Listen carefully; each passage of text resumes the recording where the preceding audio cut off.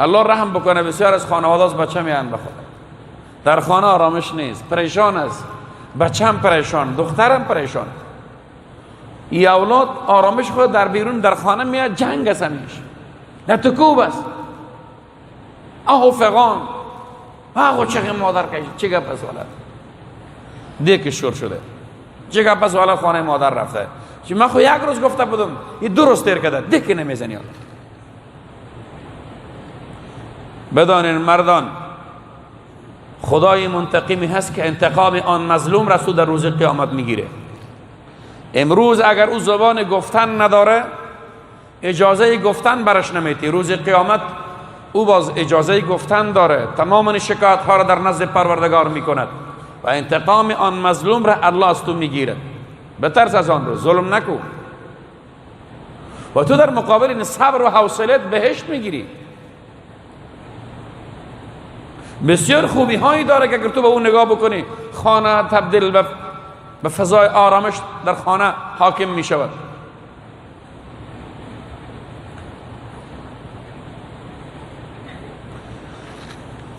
مولوی عالمی بود، در مدرسه درس میداد، از اشرف علی تانوی رحمت الله علیه پسان کردن که من به مدرسه استاد هستم، خانه دور بود، مسافر بود، مثل که الان بعضی علما داریم در شهر اینجا استاد هستن، همسرانشان در ولسوالی ها و در قریه و دیهاتن، شما هستن قیاس وظیفه دارین در کابل یا در جایی، اینجا همسرانتان با مادران شماست. خوب گوش بکنین، ایره برای شما میگم، زنان نشنوه چقدر حق آنها را ما شما ضایع کردیم.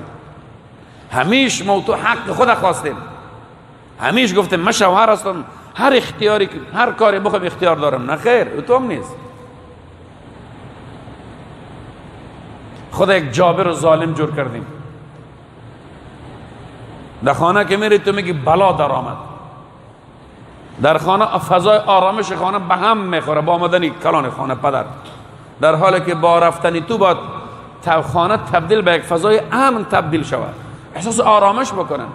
ولی بسیار این وقت در خانه داخل میشه به نام پدر، تو میگی که داروغه دوزخ در خانه داخل شده،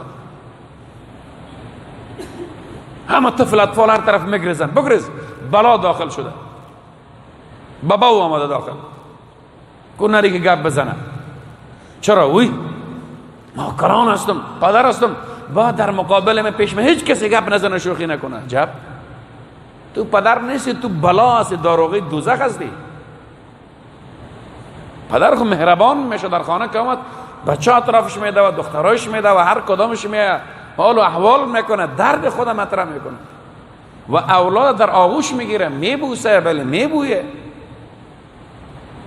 بسیاری پدران داروغه دوزخ هست. مثل که در خانه بلا بداره، بلا نشوین، رحمت شوین در خانه.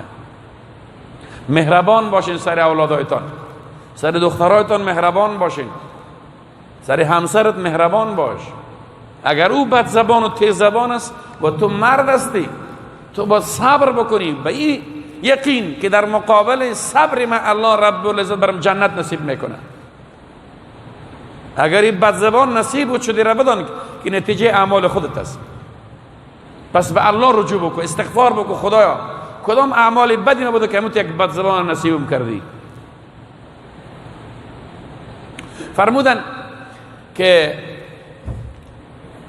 قرار است که من تنخواهی که میگیرم به خانه روان میکردم، من زنم خرج میکردم، پدر و مادرم. حالا میخوایم که من همسر خدا، همون زن خدا بیارم پیش خودم، بیارم در شهر بیارم، لیکن پدر و مادرم مخالفت میکنه. خوب گوش بکنین، پدر و مادرم مخالفت میکنه. چرا؟ شاید به خاطر از اینکه من همیشه به خانه خرج روان میکنم زیادتر، شاید وقتی زن خدا بیارم طبیعی که خرج نصف میشه، شاید کمتر روان کنم. میگن که این حق شماست، این حق زن است. مرد هر جایی که می باشن، زن باید همانجا با مرد خود باشه. این حق همسر شماست. هر جایی که تو زندگی میکنی که باید زنت همانجا با خود نگه داری.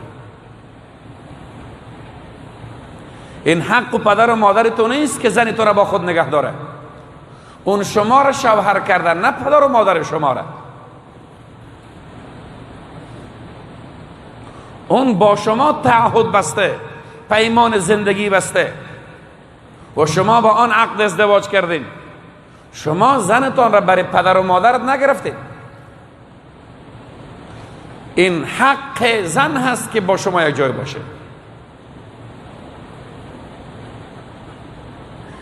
گفتن حتی حق مبیت، شوهر حق نداره جای دیگری بخوابه. مسافرت حسابش جداست. حالا مردا جوانان شب گوان تا ساعت 1 شب، زنی بیچاره در خانه تنها منتظر است.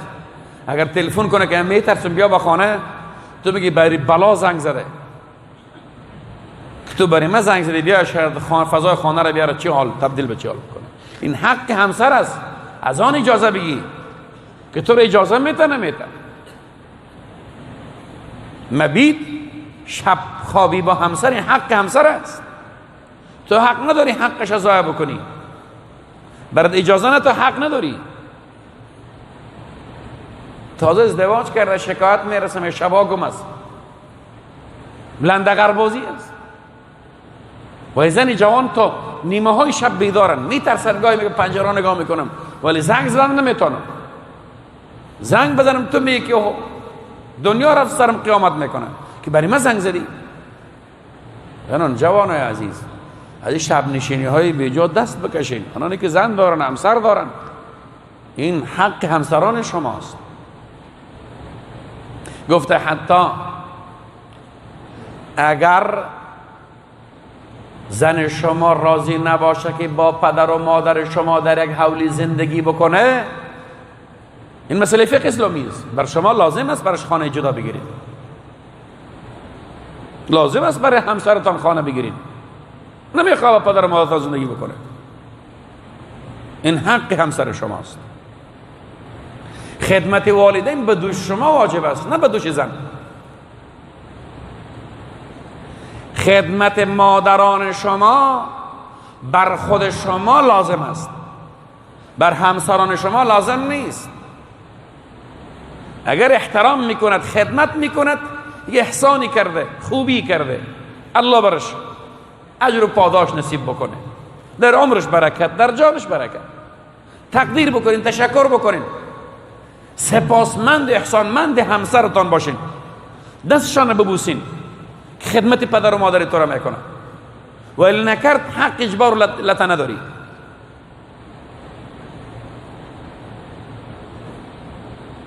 ولی امروزه خونه نمیفهمی زن از کی است. یک شوهر به نام شوهری که نکاحی است، یکی دیگه پدرش خسر یک شوهر است، خشود دیگه شوهر است، و یه ور شوهری، 4 تا شوهر در یک خانه. ننویش هم بلای دیگری ننو میگن، ننو هم شوهر پنجم. تو فکر کن در اکثر خانواده ها یک زن 5 تا شوهر داره. یکی شوهر قانونی که نکاح برش خوانده شده، یک شوهر دیگری به نام خسر است. خسر. شوهر دیگری به نام خشوع است، که عروس بیچاره که لب باز بکنه و حق نداره در پیشوری شوخی که شوهرش بکنه. مادر میگه بی حیا بی شرف، تو یه بی حیا شدی پیشوری من. نکن، بیچاره است. برای خدا او تعهد بسته، او بچه تو رو شوی کرده، تو رو شوی نکرده. و خواسته که بچه زندگی بکنه. و یک شوهری بلای دیگری به نام ننو است، و یک شوهر ناروای دیگه به نام یور است. بسیار فعلا جنجالا میان، یورم مرلت کرده، یورم لط کرده، خسرم لط کرده. این ناروا هست، این ظلم است. این حق برای تو شریعت نداده. تو به حیث مسلمان کلمه هم میخوانی، تسبیح هم میاندازی، حاجی هم هستی و امید جنت هم داری، ولی ظلم و ناروایی که در خانه داره میکنی. این مستندات است که روزانه پیش ما میآیند.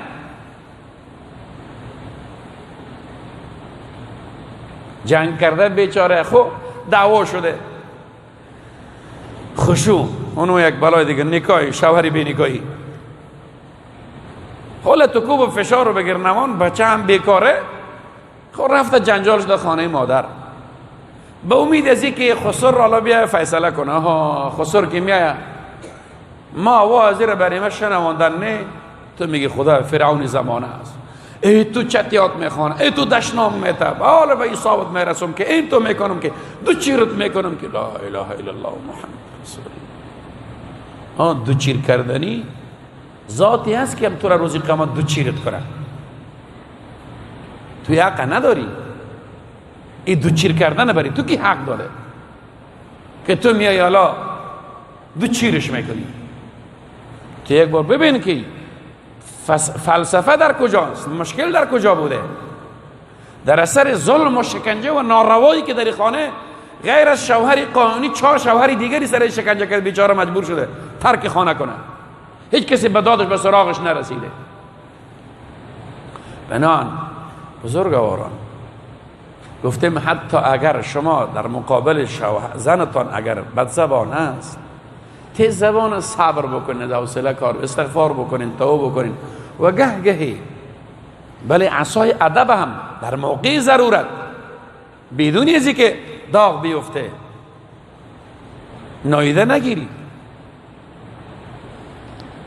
ولی صبر در مقابل ازی الله براتون بهشت نصیب میکند. پدران بزرگوار، جوانای عزیز، علت دیگری که در خانه ها سکون نیست، بچه و دختر طفلای خدایا چطور میتونی صحنه رو نگاه بکنی؟ اطفال معصوم چخ میزنن و این طرف تو چوب گرفته ولی تو مثل یک جهنمی رو داره میزنی. تو میگم فکر که سر زنا گیرش کردی. و اطفال معصوم هر طرف وقت چخ بگیره نمان است و تو سر صدای از سیاسر بیچاره مظلوم کشیدی و از خدا هم نمیترسی. خوف آخرت هم نداره که روز قیامت الله است انتقام میگیره. میگه بزرگ را زنش بدزبان است و این همیشه صبر داره، حوصله میکند. بس کسی برش گفت که چی میشه طلاقش بده دیگه زن بگیری؟ نگو من طلاق نمیتونم، من صبر میکنم. خیر است، الله نصیبم کرده، ولی زنش اولادای خوب دارم. خیر است، خودی بدزبان است. اگر میره طلاق بتم میره کسی دیگر رو شروع میکنه، خانه کسی دیگر رو خراب میکنه. ما آماده نیستم که حالا چیزی را که به خود نمیپسندم برای دیگر را بپسندم. خیر از خودم کدی حوصله میکنم، صبر میکنم. این درس برای ما میته. جوان عزیزی که الله براتون حالا زن داده، زن گرفتن، پدرای بزرگوار، خیر است اگر بدزبان است یا خوبصورت نیست، صبر کنین، حوصله کنین. در مقابل صبرتون الله براتون بهشت نصیب میکنه. در مقابل چیزی که از این میشنوی الله بر جنت نصیب میکنه. ما بیاییم از اخلاق اسلامی کار بگیریم. الله بر از در کار از شما در درس های علما بشینین. دین چقدر دین ما سراسر آرامش است در دین. اگر ما به دین عمل بکنیم، به اخلاقیات از جامعه عمل بکشانیم. امروز ما مسلمان است و والله قسم این گپای گال براتون میزنم، اکثرتون حیران میرین که خود تازه هم میشنوم نه، ولی یک عمر فضای خانه را تبدیل به دوزخ کرده. ولی غافل از اینکه روز قیامت الله از تو انتقام میگیره. بترس از الله. ظلم شاخدم نداره. این زنی مظلوم بیچاره به نام عروس در خانه تو آمده، حق انتخاب، حق زندگی داره و سری توی شوهر حق داره که برش اگر زندگی نمی کند با پدر و مادرت برش خانه جدا بگیری. همینو کنون قضیه جریان داره. زنکه میگه من زندگی میکنم که شوهرم، خواستم همین است، چون تجربه کردم که در این خانه این مشترک زندگی نمیشه. طعن و تشنیع و لطکوب است. شوهر اختیار نداره، اختیار این پیش دیگران هست و من تحمل زیر یک روز، 2 روز، 3 روز دیگه نمیتونم. یا طلاق یا زندگی جدا. ولی و میگن که نه خیر، نه طلاق نه زندگی جدا. به این شکل باید تو زندگی بکنی. نشد، تو خود مسلمان هستی. چطور حق یک انسان رو ضایع میکنی؟ توی مادر از الله جنت میخوایی و توی پدر از الله جنت میخوایی و توی کاکا و عمو از الله جنت میخوایی. مسلمان خوب چیزی را که برای خود میپسنده برای دیگران میپسنده و تو دوست داری که دختر تو را داماد به همین شکل خوب نگاه بکنه. اگر مادر هستی یا پدر هستی به همون شکل به دختر دیگرها حق بتی، به اولاد دیگرها حق بتی. هر کدامتان برای اولادتان همیره میخواین که زندگی آرام با شوهرش داشته باشه، کسی مداخله در زندگیش نکنه، ضرب و شتم نکنه. اینمی حق به دختر دیگرها که در خانه‌ات آمده برش بتی، اجازه بتی با شوهر زندگی بکنه. با شوهرش مشکل نداره، شوهر بازنش مشکل نداره، ولی قربانی دیدگاه پدر و مادر و کاکا شده. این سبب می شود که زندگی هم بپاشه. نکنه. این گناه است، این ظلم است و الله رب العزت ظالم را دوست نداره. و این را هم بدانی چه شکلی که تو با اولاد مردم برخورد کردی، الله این بلا را سر اولادت میاره.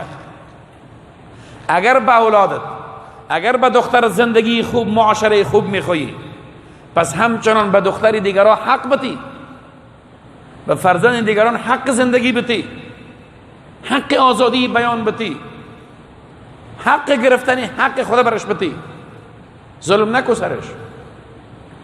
و شما شوهرانی که صاحب قدرتین، اگر همسرتان بد مزاج هست، خوب صورت نیست یا تیز زبانی تیز داره، شما صبر بکنید، از صبر حوصله کار بگیرین، شوهر مثالی شوین، شوهر نمونه شوین. چرا؟ در مقابل از الله برای جنت میده. همین زن شاید سبب داخل شدن جنت شود، از این اولادی به دنیا بری، اولادی نیک و صالح، یا طفلی اگر در دنیا ایام طفولیت از دنیا رفت، سبب نجات تو از جهنم شود. بنان شما اگر بدی را میبینین، خوبی هایی هم در خوبیش نگاه کنین و به اینها رفتار خوب بکنین، برخورد خوب بکنین، از زبان خوب استفاده کنین، طعن نزنین.